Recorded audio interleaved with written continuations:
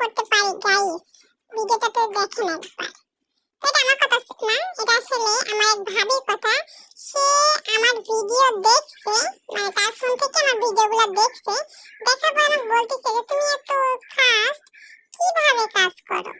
তো সে তো জানে না আমি আসলে স্লোই কাজ করি, কিন্তু এডিটিং এর মাধ্যমে আমার কাজগুলো ফাস্ট করে ফেলি। তো আজকে আমি ডিম ভাজি করব। একটু নতুন স্টাইলে ডিম ভাজি করার চেষ্টা করলাম। সুন্দর করে ধনিয়া পাতা, গাজর, পেঁয়াজ, মরিচ কুচি করে দিলাম, আর এখানে একটা আমি হাঁসের ডিম নিছি। আজকে আমি এই থালার মধ্যে ডিম ভাজি করব। আমার কড়াইতে দিলে ডিম ভাজিটা আটে না, পুরো করা হয় না। আজকে থালার মধ্যে ডিম ভাজি করব। আমি অনেক কড়াই খুঁজেছি বাট পাই না, আর অনেক পেজে আছে, যদি তাদের কাছে কিনতে যাই ভাই রে ভাই যে দাম চাই। আমি ভাই গরিব মানুষ, আমার কাছে এত টাকা নাই। তো